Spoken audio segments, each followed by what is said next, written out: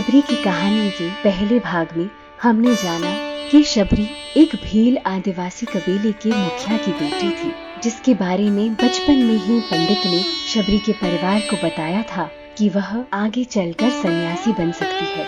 यह बात जानकर शबरी के पिता ने जल्द ही उसका विवाह तय कर दिया। उसके विवाह के लिए असंख्य जानवरों की बलि चढ़ने वाली थी, जिन्हें काट कर उसकी शादी की दावत दी जाने वाली थी।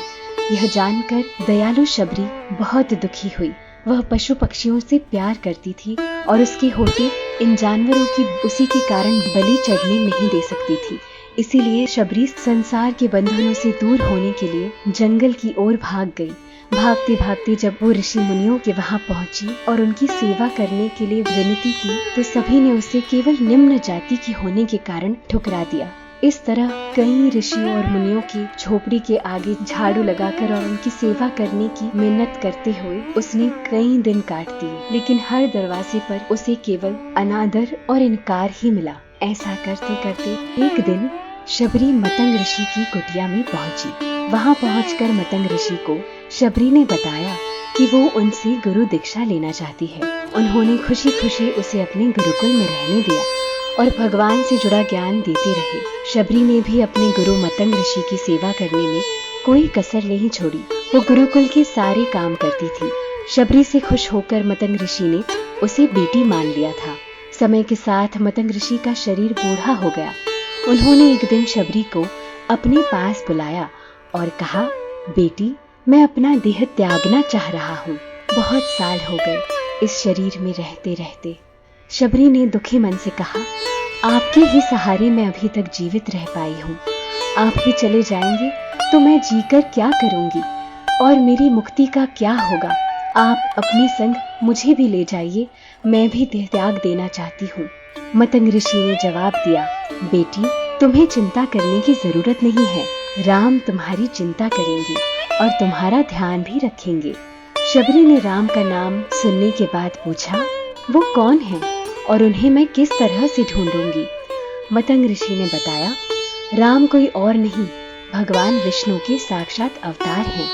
वो तुम्हें तुम्हारे द्वारा किए गए सारे अच्छे कर्मों का फल देने अवश्य आएंगे। तुम्हें उन्हें ढूंढने की कोई जरूरत नहीं है। वो एक दिन खुद तुम्हें खोजते हुए इस कुटिया में आएंगे और तुम्हें उनके हाथों ही मोक्ष मिलेगा। तब तक तुम इसी आश्रम में रहो। इतना कहते ही मतंग ऋषि ने अपना शरीर त्याग दिया। शबरी के मन में मतंग ऋषि के जाने के बाद से एक ही बात थी, भगवान राम स्वयं उससे मिलने आएंगे। वो रोज भगवान राम से मिलने के लिए बाग से अच्छे अच्छे फूल लाकर पूरा आश्रम सजाती और भगवान के लिए बेर तोड़कर लाती। भगवान के लिए बेर चुनते हुए शबरी उन्हें चख लेती थी, ताकि भगवान राम को वो सिर्फ मीठे बेर ही खिलाए। रोजाना शबरी इसी तरह भगवान के दर्शन की आस में फूल और बेर इकट्ठा करती रहती थी।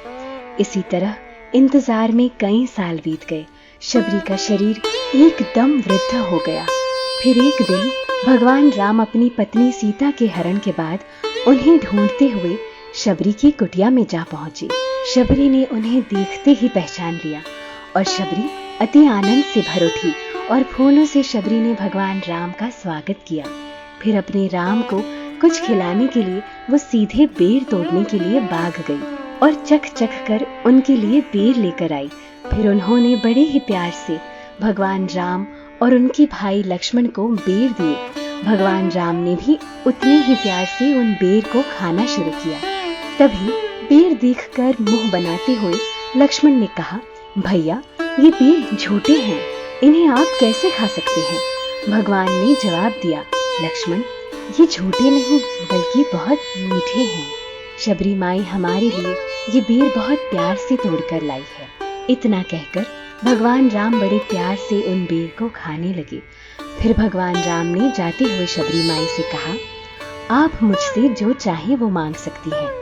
तब शबरी ने अपनी पूरी कथा व्यथा भगवान राम को कह सुनाई और उसके पश्चात उन्होंने कहा, मतंग ऋषि के कहने पर मैं आज तक सिर्फ आपके दर्शन करने के लिए जी रही थी। अब आप मुझे मोक्ष प्रदान कीजिए। और फिर उसी वक्त शबरी ने अपना शरीर त्याग दिया। भगवान राम ने अपने हाथों से उनका अंतिम संस्कार किया और सीता माँ की खोज में आगे बढ़ गए। इस तरह से ऋषि मतंग की बात सच साबित हुई और शबरी को भगवान राम के दर्शन भी हुए। तभी से भगवान राम को शबरी के राम भी कहा जाने लगा। और शबरी की कहानी से यह भी सीख मिलती है कि स्वयं भगवान भी कभी इंसान में भेदभाव नहीं करते, तो मनुष्यों को इसका क्या अधिकार। और सच्चे सेवा भाव और भक्ति से हर चीज पाई जा सकती है, स्वयं भगवान और मुक्ति भी।